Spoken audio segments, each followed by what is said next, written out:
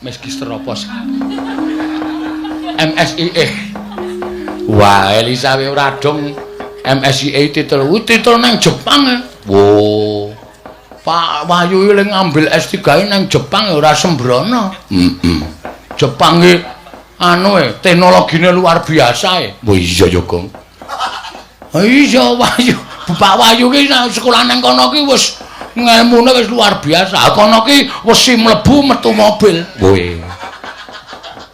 Buah mlebu metu jus. Heeh. Saking teknologine saking canggih.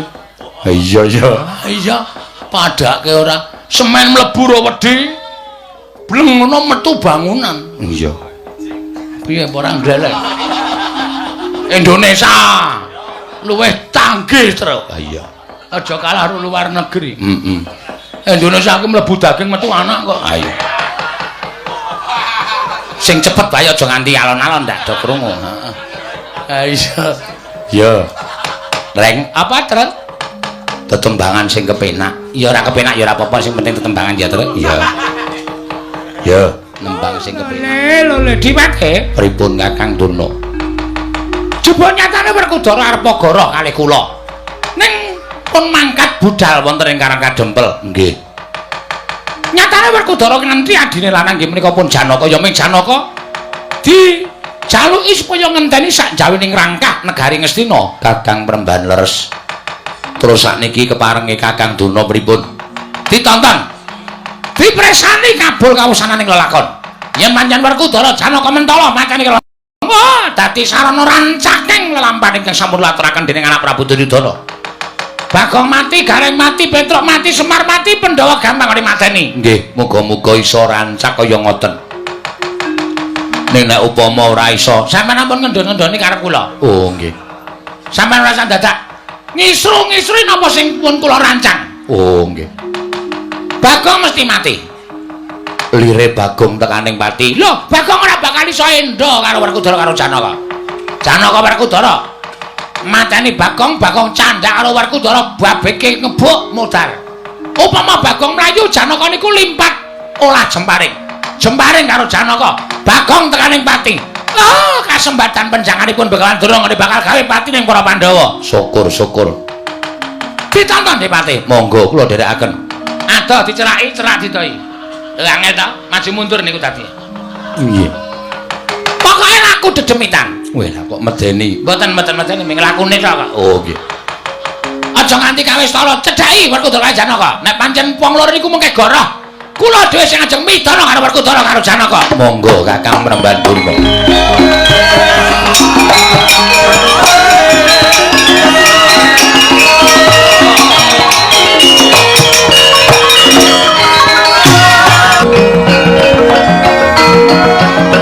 Sirtina ning pasewakan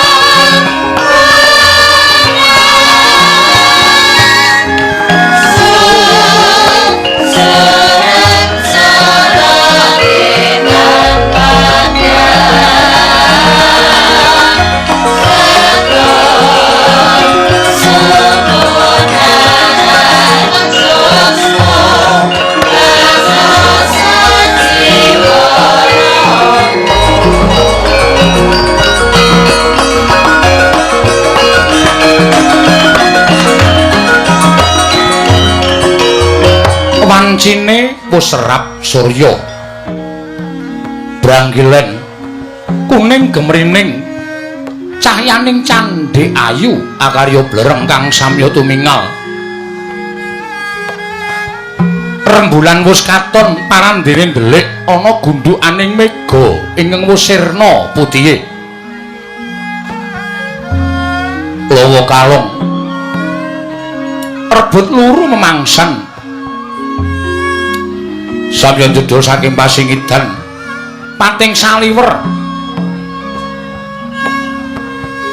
datan katon ijeming gegodhongan miwah datan katon endahing kembang-kembang ingkang kinembung madaning taman sari negari ing Giri Kadasar. Nadyan wis kathah dilah ingkang gumebyar parandene katingal peteng madyaning Taman Sari. Sinten ingkang lenggah madyaning taman parandene datan kraos edum datan kraos sengseming rasa amung tumungguling kesma menika ta warnane prameswari ing Ngamarta Dyah Ayu Wara Drupadi putri ing Pancala. Surem soroti tan badan wadana cawus krana kapisah kalawan ingkang garwa nenggih Sang Nata Prabu Puntadewa cinidra ing julik dening Narendra ing Giri Kadasar nenggih Sang Prabu Kala Sereng awarni diusak perbata siwi gedene siningetaken wonten madyaning Taman Sari. Nadyan kumriji ing balumbang kekebeting ulam kang samya nyampar punang warih parandene dadan damel sengsem penggaling Sang Dyah Ayu Pancala. Akarya bingung liwung Sang Dyapa Rabdi ngenya mernahaken penggaling Sang Wara Drupadi parandene dadan kendhat ngenya angrereba supados Sang Dyah Ayu Wara Drupadi kersa paring pangandikan. Dadoka mangono wijining pangandikaning Sang Hyaning Paromban ingkang karya gumarenggeng madyaning taman negari Giri Kadasar ingkang dereng kababaring lesan.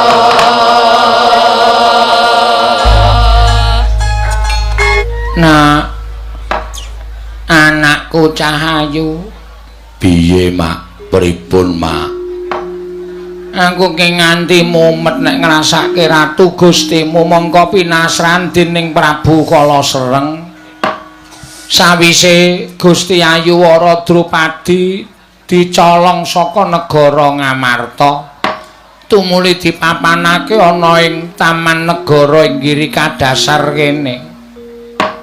Nah kok dadi ora kersa maring pangandikan, ora kersa dahar, ora kersa ngunjuk. Iki piye nek nganti cilik panjenengan iki gerah. Gedene nganti kawanguran dening Sinuwun Prabu Kala Sereng. Apa kowe karo aku ora bakal nampa pidana, Nak Beti? Nggih, Mak. Kula dhewe nggih bikuk kudu pripun nek ladeni Gusti Ayu Wara Drupadi nek kula gumun. Gumunmu perkara apa? Kula nembe sakmenika saged sumerep kaliyan priyantun putri saking tanah Jawi. Jebul negari Giri Kadasar menika pancen boten wonten wanita ingkang sulistyaning warna sami kaliyan Gusti Ayu Wara Drupadi. Kandhane wong Jawa iki nggih, Pak. Tomongi wong ireng ki ora terus elek ki ora, ning wong ireng ki sing merak ati ya pirang-pirang. Kaya aku ki mbokmu iki. Biyen le ketemu bapakmu le kepincut ki ya merga weruh ireng. Oh. Nggih. Aku kuning ki rak ning kraton iki merga ora kena panas dadi abdi ning Sinun Prabu Kala Sereng. Biyen dhek ijek jaman urip ning desa. Aku ki janges irenge ora umum ning nyatane bapakmu ya nek pisah karo aku sedina ngono wae rasane kaya wis kaya arep mudar-mudar kae. Fotoku ki disowang seweng disowang seweng. Niku tandane tresna. Pancen iya. Mula wong tresna ya ora pilih-pilih bentuk, ora pilih-pilih ayu, ora pilih-pilih pakulitan. Wong tresna iki uruping jiwa sing suci. Tresna ora iso ditolak, tresna ora iso dipenggak. Tresna kuwi mapane ning ati iki paringane sing gawe urip. Nggih. Mula tresna kuwi abot tenan. Tresna iki abote kaya wong nyangga bumi. Nggih. Kowe ngerti wedang kae ta, Nak? Ngertos. Wedang kae nek sing jeneng kopi ae ireng ning senenge do disenengi. Nggih. Ning wedang putih kae do ora patek do seneng wong ora legi. Kowe ngerti wedang uwo? Ngertos. Guyu ki ngapa? Wong ngetri wedang kok cengengesan. Wedang uwo kae wernane abang ning do disenengi. Merga ning awak sehat. Nggih. Ngoten nggih, Mak. Iya, wong wedok iki kaya wedang ya kan. Nek wedang putih keputihen ya ampang. Heeh. Nek ireng ya seger. Nggih. Gusti Ayu. Monggo kula aturi paring pangandikan to Gusti Ayu. Upama panjenengan menika mboten purun dipun boyong dening Prabu Kala Sereng, mestine nalika dipun boyong nggih panjenengan menika nuwun sewu berontak. Istilahipun panjenengan menika suwala. Ning ngendikanipun Prabu Kala Sereng panjenengan dipun boyong wonten negari Tirta Giri Kadasan nggih pendel mawon. Mboten nolak pasrah mawon. Ning sareng dumugi wonten mriki kok panjenengan tumuli sedhe penggalipun menika nuwun sewu ingkang dikun getuni napa Prabu Kala Sereng menika arepa wujud buta nanging menika Nalendra Gung Binathara sugih bondo sugih bandu bandanipun seprapat jagat menika kagunganipun Prabu Kala Sereng panjenengan pisah kalian Sinuhun Prabu Puntadewa mboten napa-napa wong nyatane entuk ijol sing luwih gagah entuk ijol sing luwih sentosa birawa nggih mung kaceke Sinuhun Prabu Kala Sereng menika buta panjenengan menika nuwun sewu titah sewantah ning wonten wong nyebutake tresna menika jalaran saka kulina mengki nek dikulinake snawung nggih panjenengan menika badhe saya tresna kalian Prabu Kala Sereng. Nggih Gusti Ayu. Monggo kula aturi paring pakadikan. Ingkang abdipun Beti Tanjunganom. Handaya ningsih. Menika rumaos biku raos sing manah kula. Dene jengandika boten kepareng-pareng pakadikan. Kula aturi paring dawuh dhateng pun Beti Tanjunganom handaya ningsih Maria Margareta. Iki jane jenenge sik nambahi sapa jeneng kok tambah-tambah dhewe-dhewe. Oke. Maria Margareta alias Lasada. Lho. Tekan Lasada bareng Lasada. Monggo Gusti Ayu kula aturi paring pangandikan. Sampun kados kendelan kemawon. Kula aturi paring pangandikan kaliyan pun sibuk kula, sibuk Neti Sulandari.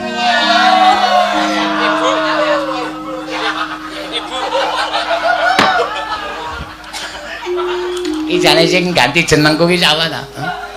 Kowe senengane kok gawe gendra sing ora nyata ora. Monggo kula aturi paring pangandikan. Neti Sulandari Wasita Ningsih. Wasita Ningsih barang.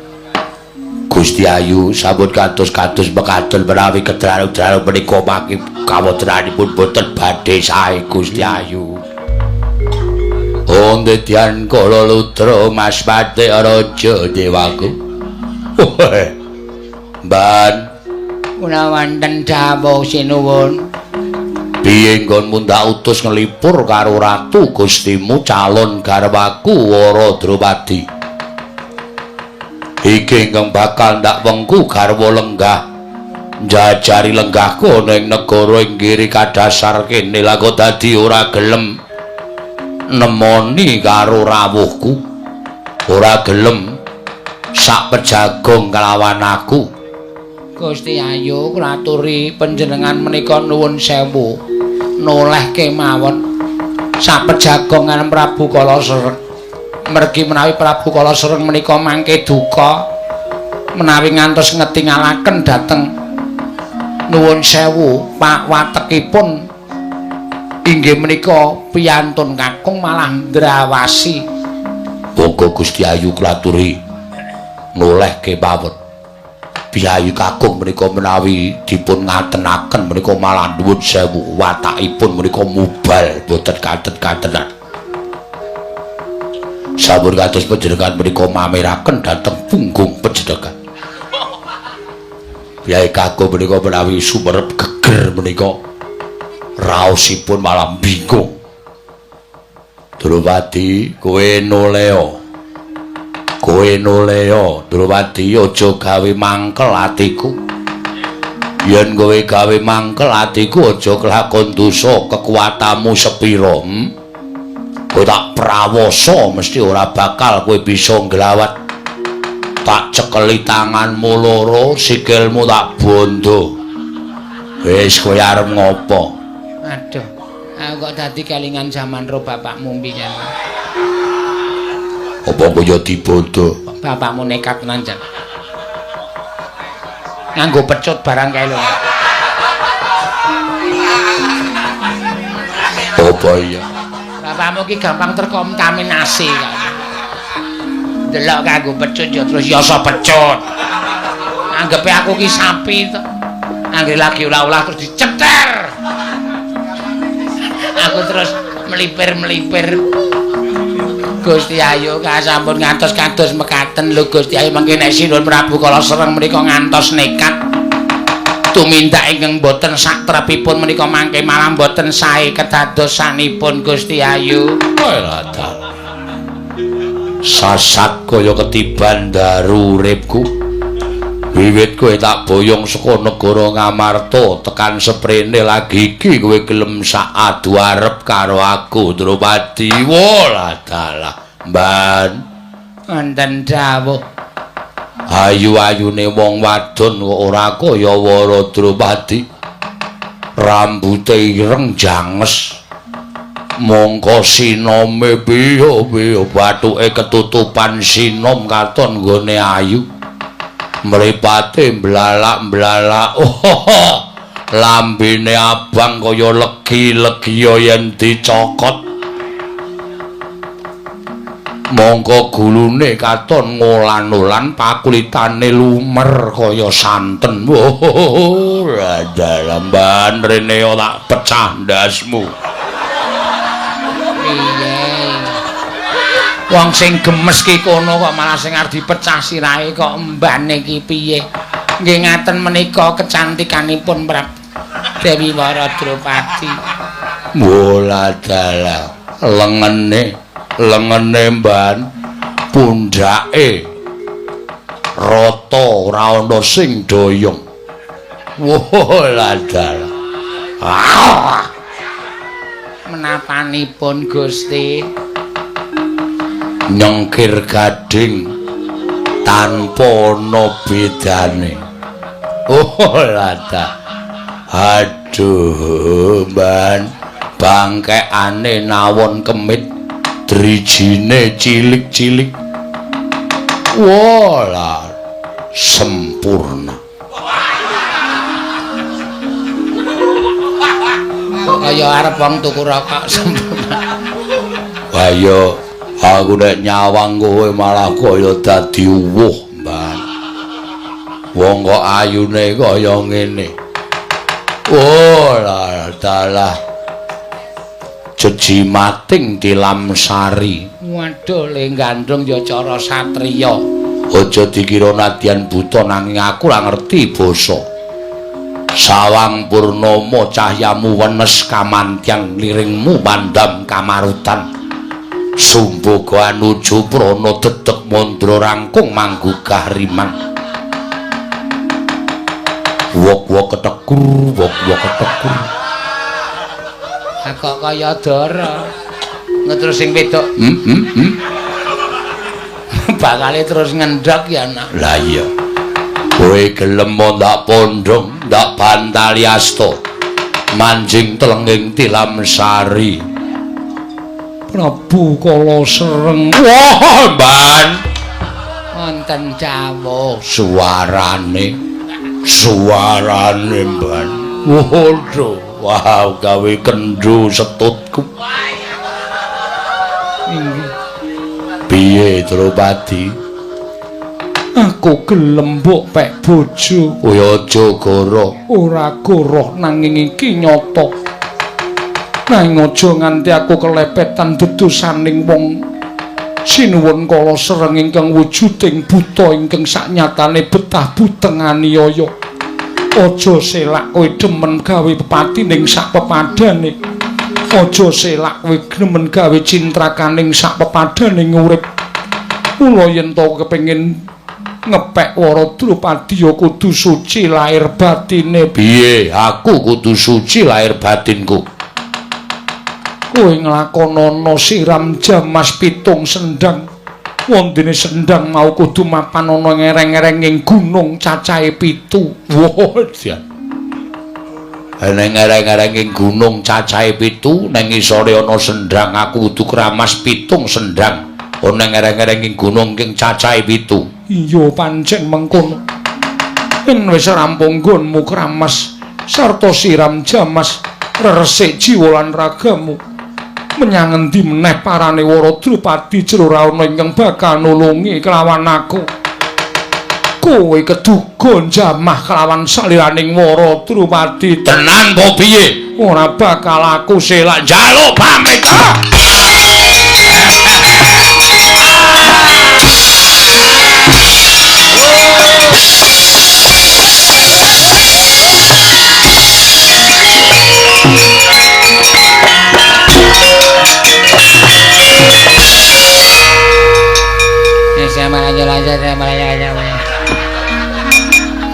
Mak. Ratu Gustimu ki piye ta, Nak? Wong bareng Wara Drupadi kersa dipek bojone kudu siram jamas pitung sendang kok terus joget sak kemenge. Sirahe abdine dicucuki. Wong saking senenge. Iya, panjenengan sampun manu dipun petang purun kalian Prabu Kala Sereng. Sopo sing arep nulungi aku? Anane ming kudu gelem dipek bojo karo Kala Sereng. Ternyatane sinuwun Prabu Punta ora ngerti aku mapan ana ing kene. Tinimbangane aku mati ngenes. Mbok ya wis lelakon iki tak lakonane.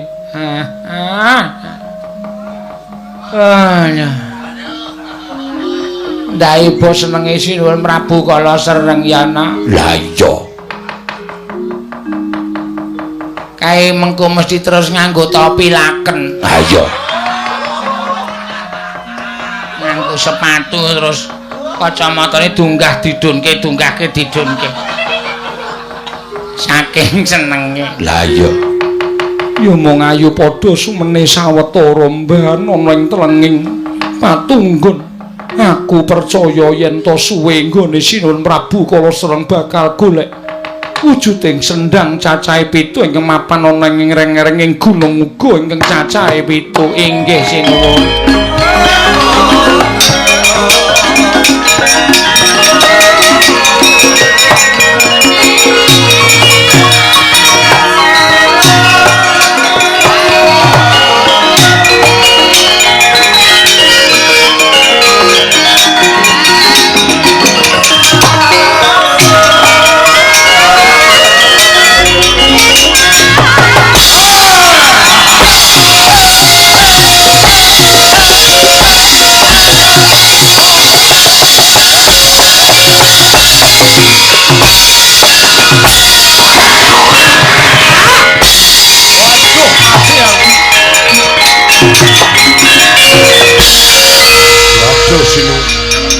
Kenging menapa paduka lajeng tumindak kados mekaten. Kuping kula dipun cokot kados mekaten. Woi tak kandhani ya te. Inggih. Kelakon penjangkaku. Lho penjangka ing pundi? Kowe ngerti yen aku gandrung karo Wara Drupadi. Kasinggihan mekaten Wara Drupadi tak colong saka Ngamarta. papanake ana ing taman negara inggih kadasar. Iki mau tak tanting te. Drupadi tak tanting tak pek bojo dheweke. Terus pundi sinuwun? Ketingalipun kok sumringah pasuryanipun kowe tak kandhani. Kowe rungokno kupingmu kowe. Iya kados pundi? Drupadi gelem tak pek bojo. Waduh nderek bingah ora ming melu seneng. Kowe budhal golek tontonan sing akeh ana ing negara Giri Kadasar. Ngersakaken menapa? Kabeh ditanggap ana ing negara Giri Kadasar, aku tak tindak siram jamas. Kabeh kabudayan kesenian sing adiluhung. Iki ditanggap kabeh aja metung akeh ing Probya. Kabeh ditanggap ning negara Giri Kadasar. Padha seneng-seneng suka-suka parisuka mergo aku bakal dhaup karo Wara Drupadi. Ngestaken dhaup. Ketoprak wayang wong.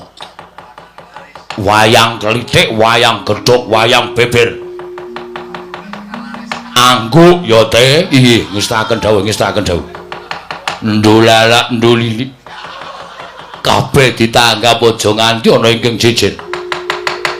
Campur sari, non ngestaken dhaup. Apa jenenge kae teh? Sing dipejet-pejet. Anu. Elektron. Lah. Penyanyine sing apik-apik ya nggih ngestaken dhaup. Negari Giri Kadasar meniku wonten penyanyi sampun kondang naminipun Tatin aja Uradamata Duwiten aja nanging kula remen ya tanggapen dhewe nderek paduka sinuwun wah kowe patih ning Tarsan gundal gandul iya lajeng paripun aku tak siram jamas kabeh rupian seneng-seneng Buron Wono dibedhaki kabeh iku mangan bareng-bareng ngestreni nggone Wara Drupadi wis gelem bakal tak pek bojone.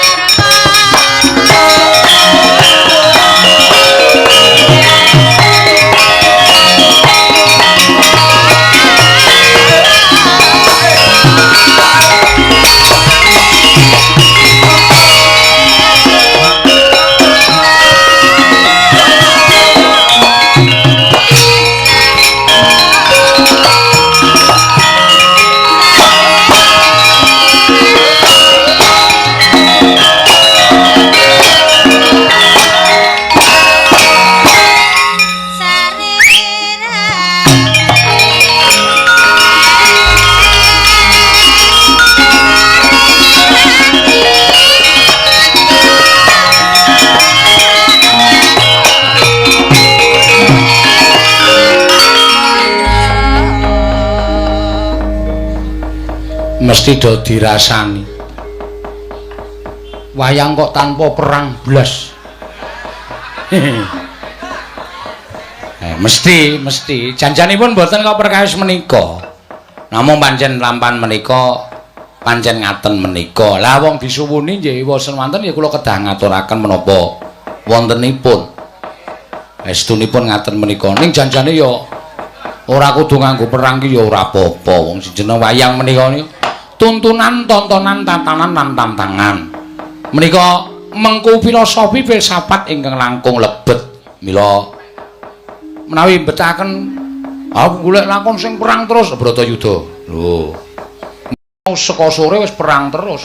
Wes ngungkuli wong padu. Geger ora karu-karuan, wis sanggon-gon perang. Tur mesti ora nganggo limbukan, ora nganggo gara-gara. Nek Bratayuda menawi cara kula ngaten menika. Mboten dados menapa ingkang wigatos dalu menika sampun kelampahan panjenenganipun Bapak Dr. Insinyur Wahyu Purwanto MSI anggenipun Danarasa ngaturaken pagelaran wayang kulit dalu natas wonten ing Desa Hargosari, Kecamatan Tanjung Sari, Gunung Kidul mriki sampun kelampahan. Panjenenganipun anggenipun memperkenalkan diri kagem para warga saking Hargosari mriki mugi saged tinampi kanthi ikhlasing penggalih. Menika ing saged aturaken panjenenganipun nyuwun donga pangestu menjang upami dipun keparengaken lan nampi berkahing Gusti kersanipun Gusti saged minangka dados pemimpin wonten ing Gunung Kidul mriki tahun 2020. Monggo sami dipun surasa sareng-sareng mergi tumrap kula nggih mboten kedah nganu ingkang adil kemawon dipun surasa. Wah, pancen panjenengan Pak Dr. Insinyur Wahyu Purwanto menika piyantunipun sae. Inggih menika pantes. Monggo sami dipun surasa sareng-sareng. Dasaripun wekdalipun tasus sawetawis dipun surasa kados pundi sak mangkenipun sampun ngantos keseluruh dalan ingkang klintu. Kula mboten badhe wong nyatane Petruk menika nuwun sewu kula menika wong independen. Kula menika wong merdeka. Dadi nuwun sewu mboten kok mligi katimbalan minangkun Bapak Insinyur Wahyu Purwanto lajeng kula nggih ngaturaken kesaenanipun wong nyatane piyayinipun ya sae. Piyayinipun nggih dereng nate nuwun sewu nembe sak menika lan salajengipun nimbali malih menika ateges panjenenganipun nggih tresna dhateng budaya, tresna dhateng seni. Mergi kula pitados warga Gunung Kidul menika warga yang cinta budaya dan adat istiadatnya tidak pernah ditinggal oleh semua warga Gunung Kidul. Buktinipun pendak merti dusun merti desa mriki menika tentu wonten pagelaran seni lan budayanipun. Mila bab menika kedah sampun ngantos dipun supekaken menika ing langkung wigatos. Tumrap kula ngaten. Ning nong nong matur sembah nuwun kagem Pak Lurah, Pak Jumeno, Pak Camat, penyebun Bopo, Camat Bopo, sapa ya? Mardian lan sak piturutipun, sedaya stafipun sing sampun kepareng nimbali dhateng Petruk, dalu menika dipun paringi ajang wonten ing lapangan Mandala Krida mriki. Ora ngerti jenenge ya, endi? Ketangga krida mriki. Saketo sak mangke saketo. Ayo ngika ya ora ngabari aku kok ya senengane iso dicatet iki ora. Iki lho Pak niki lapangane jenengane niki lumen kelurahan karo kecamatan itu lapangan Ketangga. Matur sembah nuwun nggih. Mugi dadosaken renaning penggalih. Upami ya mboten kula ingkang nyuwunaken pangapunten sakalangkung kathah. Ayo apa mergo gamelan apa ya? Bareng aku nggunakake gamelanku sing anyar iku rasane lek nyambut gawe kok semangat luar biasa. Nah, nganti glegeken. Matur sembah nuwun. Nenenane. Menika lho tembang-tembangaken menika supados sampun ngantos dipun tilaraken. Menika ugi seni lan budaya kula lan panjenengan. Mila kala wau kula rembagan kali Pak Bardi, Pak Mentel. Sapa iki bapakne anu hening iki sapa? Pak Bardi. Wah, kala wonten ngandhap kala wau. Menyahipun paring dawuh kalian kula Mas Petruk niku lho. Teng pundi papan mboten nate nggunakake napa-napa mung gamelan tok. Ning iso kaya monggo sak menika dipun rintis bareng-bareng. Ingkang ngagem musik nggih kajengipun campursari ingkang gongso cekap wayang ngaten kemawon. Menika mangke ndak tembang-tembang kuno ndak ilang, tembang-tembang kuno ndak musna. Dipun ginakaken mawi gamelan ingkang saged dipun garap langkung sae. Menika langkung saged dipun tami dening para lenggah, para sutresna budaya. Panjenengan kula ya kados ngaten menika wis ora apa-apa. Tur malah kula menika nuwun sewu kaya mau Mbak Ika tak suwune bantuan iki sindene kurang. Oke sing do izin ana sing lara, ana sing ayan lan sak piturute. Mula golekno kancamu. Mboten gadah Pak kanca kula penyanyi campursari. Ora apa-apa, men dilatih munggah panggung wayang. Engko nek iso seneng ning nggon panggung wayang bakal gelem sinau tembang-tembang Jawa sing kuno. Wis to, kuwi pancatan pertama. Oh nggih siap Pak.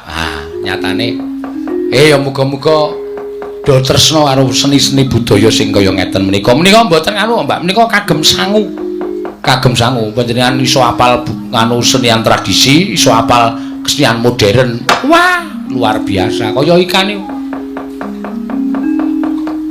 Aku entuk Ika iki ning Karanganyak ngendi? Karang Tengah. Ana wong nyuwara penyanyi kok nyuwara gamelan kok apik. Langsung tak ambil. Jenenge sapa kae? Aku takon Mbah Waluyo. Jenenge Ika. Sesuk kemel aku. Ya siap Mas. Kula sampeke. Nah, nyatane sakniki jineman ya wis iso.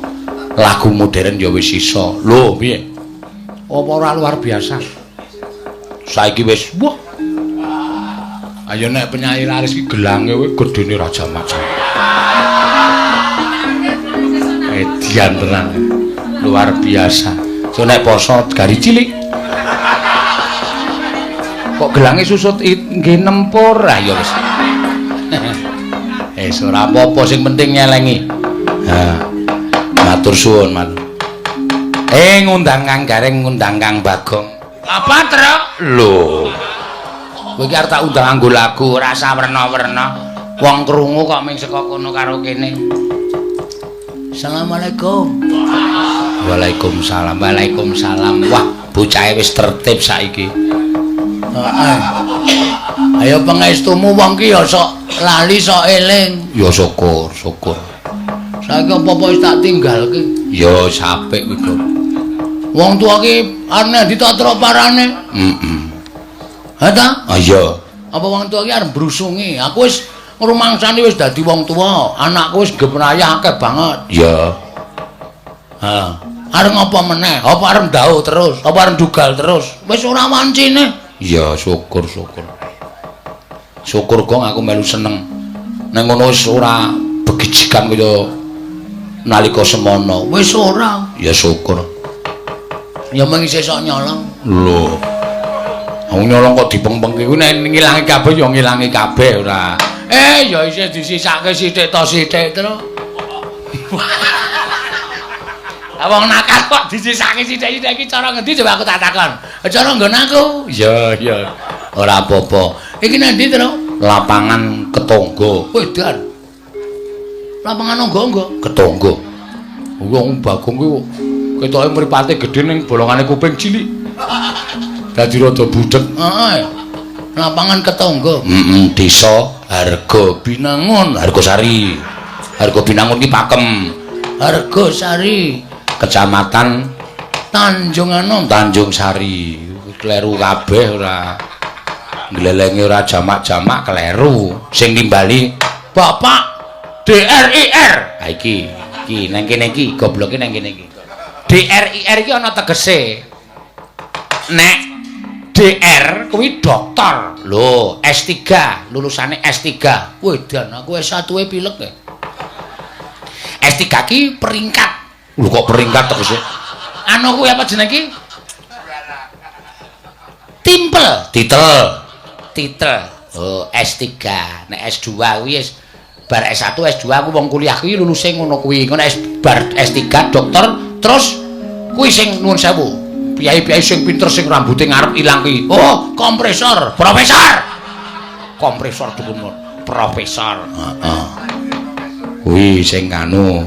Penyane Bapak Insinyur Wahyu Purwanto MSIE. Apa itu MSIE? Apa? MSIE apa? Magister. Elisa, magister apa sih? MSIE.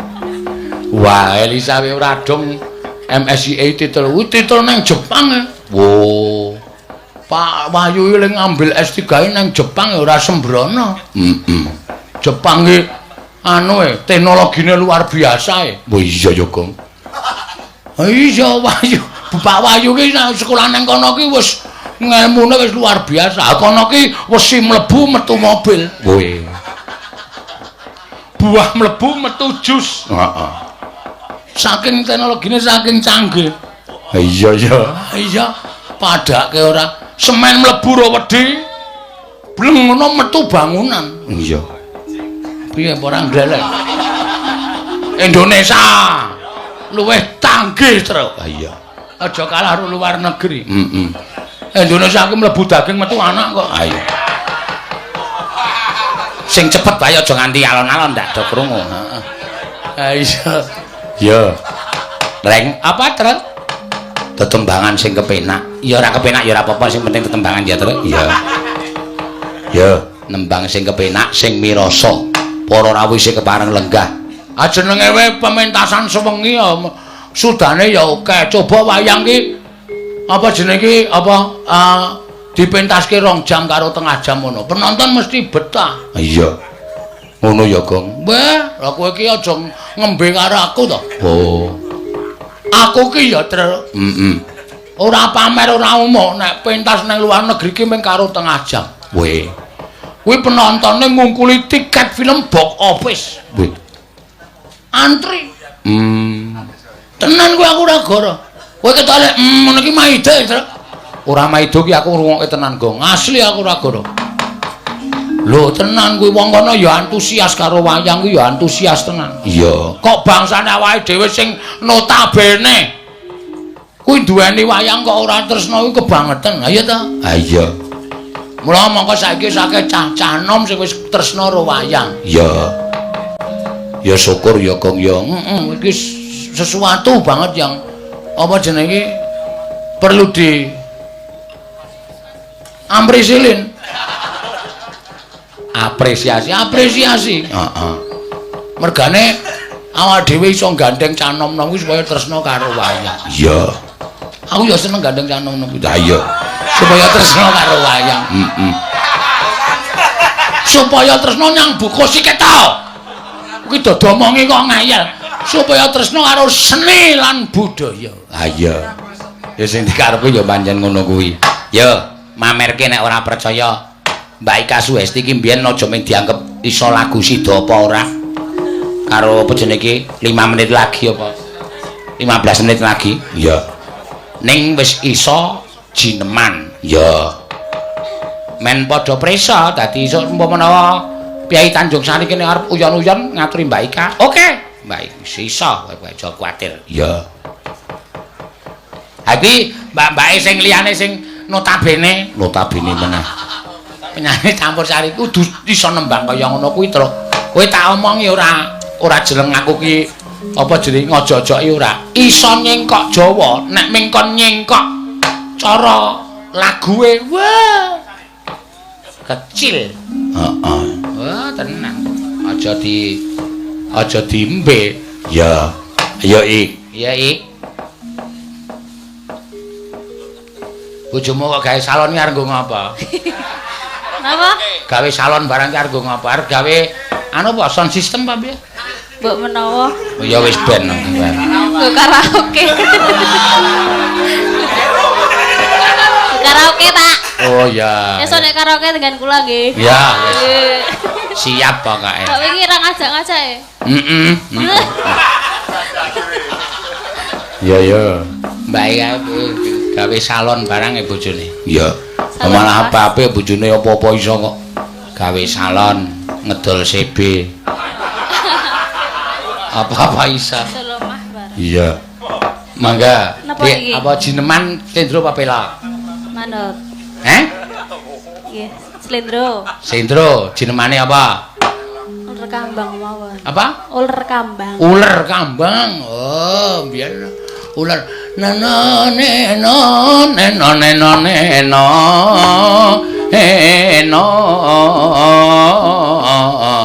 ya oke lho Gong sing do kepengin les nyinden ki oke lho aku ndek guru lho oh sing genter iki wona kon les ngeles nyinden cepet banget lho piyaine pinter telaten bos 3 dina iso jetungan jineman kok.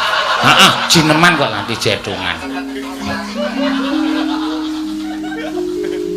Niat iso ndaftarke. Iya. Lah sing biyen sing murite sing wingi sing bar lulus kae? Heeh. Iya saiki. Murite Pak Geter kuwi ajar nyinden. Saiki jago biliar. Hubungane apa? Tak patok ndasmu muter kowe.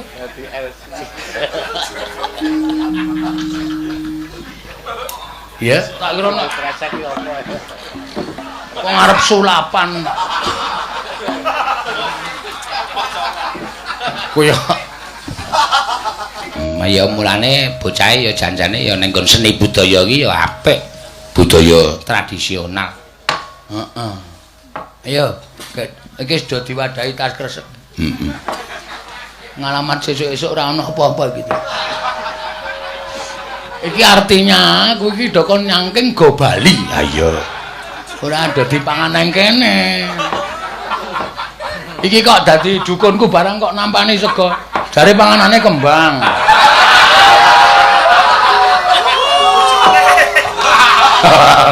Go bojone. Ayo wis prihatin nek. Neno